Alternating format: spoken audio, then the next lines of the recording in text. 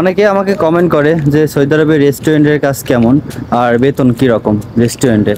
আসলে আমি নিজেও রেস্টুরেন্টে কাজ করি, হয়তো বা অনেকে জানে। তো আমি কখনো এই বিষয়ে ভিডিও বানাই নাই যে আমি রেস্টুরেন্টের কাজ কি কাজ করি, কেমন কি রেস্টুরেন্টের কাজ কেমন, বেতন কি রকম। এই বিষয় নিয়ে আজকে আপনাদের আমি বলবো সৌদি আরবের রেস্টুরেন্টের কাজ। আসলে সৌদি আরবের রেস্টুরেন্টের কাজ হচ্ছে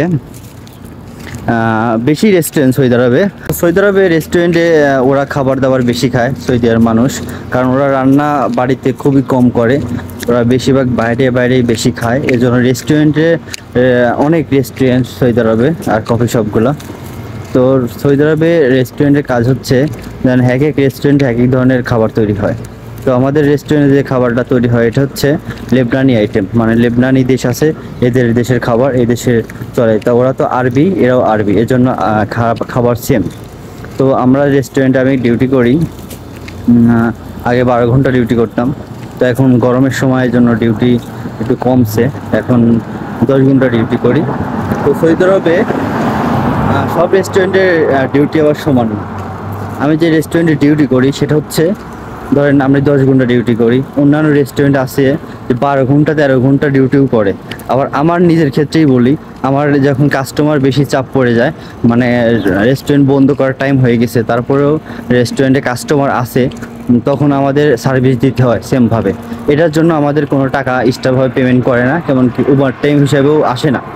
আমাদের মাস শেষে যে একটা বেতন দেওয়া ফিক্স করা, সেই বেতনের বাইরে আমাদের বেতন দেয় না, আমরা যেহেতু ডিউটি বাইরে করতে হলেও, মানে কাস্টমার থাকলে পরেও। তো এই জন্য রেস্টুরেন্টের কাজে কোনো ডিউটির লিমিট নেই। এমনিতে যখন কাস্টমার থাকে না, ঠিক আছে, তখন টাইম মতো বন্ধ হয়ে যায়।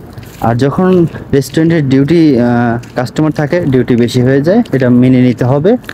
আর আমাদের রেস্টুরেন্টে আমরা সবসময় দাঁড়ায় থেকে কাজ করি, আমাদের বসার কোনো সুযোগ নাই। আমরা যত সময় ডিউটিতে থাকি সবসময় দাঁড়ায় থাকা লাগে, এমনকি দৌড়ের উপর থাকা লাগে সবসময়।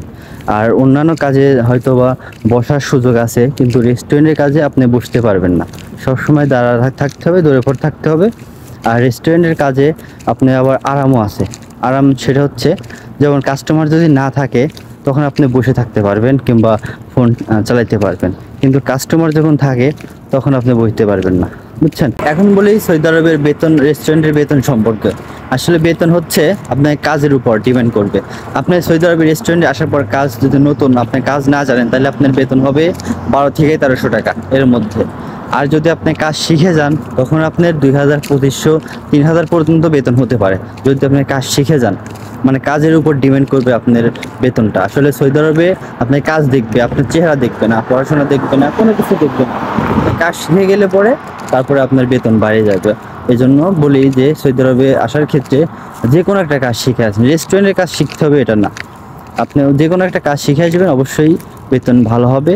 আর রেস্টুরেন্টের কাজে আরামও আছে, আবার প্যারাও আছে, মানে দুইটাই আছে। তো আমি রেস্টুরেন্টে কাজ করি, আলহামদুলিল্লাহ আছি ভালো। আর আমি বললাম যে রেস্টুরেন্টে সর্বোচ্চ বেতন নিচে হলেও 1200 থেকে 1300 টাকা, আর কাজ জানলে এর ওপরে বেতন হবে, এটা মাস্ট। এটা নিয়ে আপনারা কখনোই বিভ্রান্ত হবেন না যে রেস্টুরেন্টের কাজ ভালো না, ভালো আবার খারাপ সব মিলিয়েই মানে দুনিয়া। তো রেস্টুরেন্টের মধ্যে এরকম। আর রেস্টুরেন্টের বিষয়ে আরও কিছু জানা থাকলে অবশ্যই কমেন্ট করবেন, জানাবো।